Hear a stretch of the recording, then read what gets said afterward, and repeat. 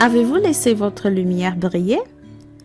Bonjour, bonjour, que la paix de Jésus envahisse nos cœurs en cet instant.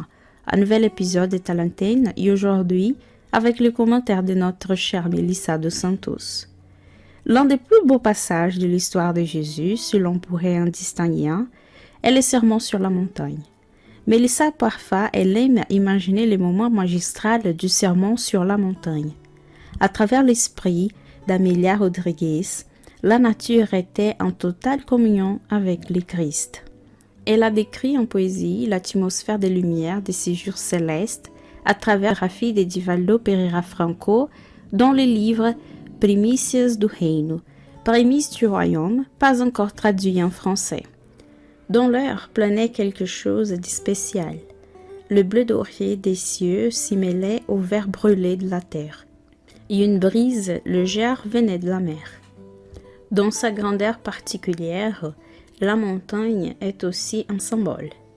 Le Fils de l'homme qui descend vers les hommes, surmontant les difficultés du plongeon dans l'abîme, et l'homme qui monte, conduisant les hommes par-dessus les falaises déchirantes jusqu'au sein de Dieu.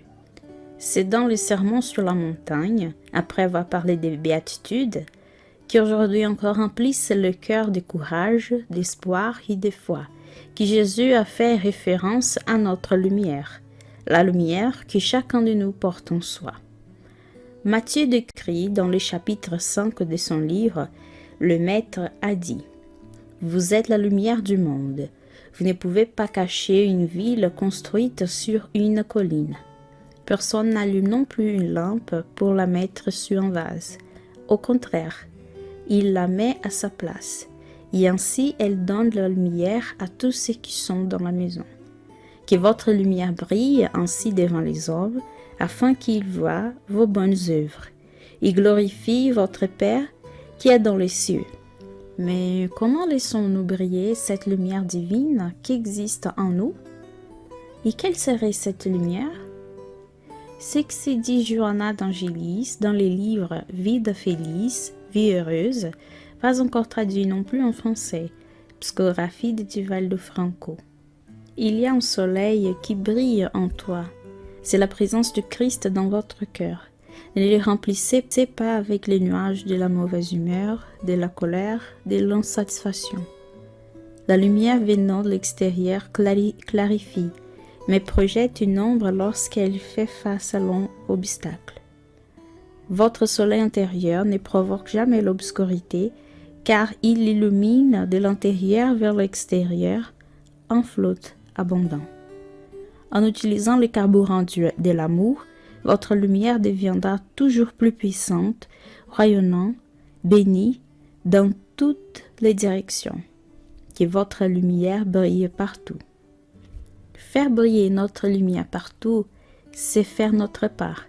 C'est vivre l'évangile du Christ, c'est s'efforcer d'être des personnes bonnes, du bien, portant les drapeaux de la charité où que nous soyons. Que ce soit à la maison, au travail, dans la rue ou sur Internet. Cette lumière de Jésus n'est pas la célébrité. Ce n'est pas la position sociale, ce n'est pas l'argent, ce n'est pas les statuts. Cette lumière s'est faite d'une manière plus simple et plus humble. L'amour qui déborde dans l'action, l'amour qui pardonne, qui aime, qui construit un meilleur être humain et par conséquence un meilleur monde.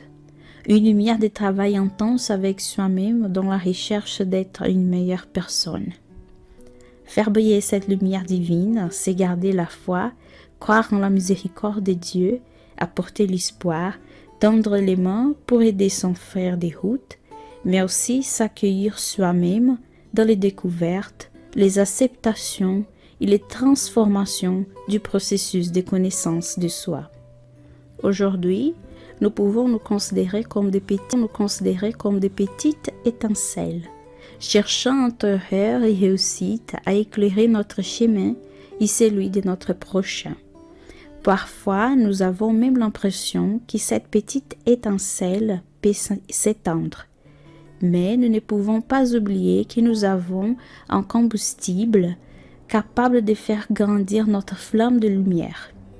et ses carburants s'appellent Jésus, notre cher Maître qui nous a accompagnés à travers les siècles et qui nous a tous éclairés par ses enseignements. Jésus est le ciel pour nous guider, pour nous réchauffer. C'est en lui que nous devons nous inspirer, suivre ses traces pour faire briller de plus en plus notre lumière. Faire briller notre lumière, c'est s'efforcer de plus en plus de refléter le Christ en nous.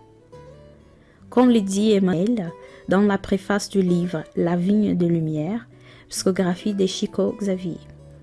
Le disciple de Jésus, néanmoins, demande la lumière de la sagesse afin d'apprendre à s'aimer l'amour en compagnie du Maître. Si la chandelle illumine en brûlant son huile, si la lampe éclaire en consommant l'énergie que l'électricité lui fournit, offrant l'instrument de notre vie aux impératifs de la perfection pour que l'enseignement du Seigneur se révèle pour notre intermédiaire en édifiant le chemin de nos semblables. L'Évangile est le soleil de l'immortalité qui le spiritisme reflète avec sagesse pour élucider l'actualité du monde. Que brille votre lumière, a proclamé les maîtres, cherchons à briller. Voilà ce que nous répétons. Qu'il en soit ainsi et jusqu'au cast Café avec Spiritisme.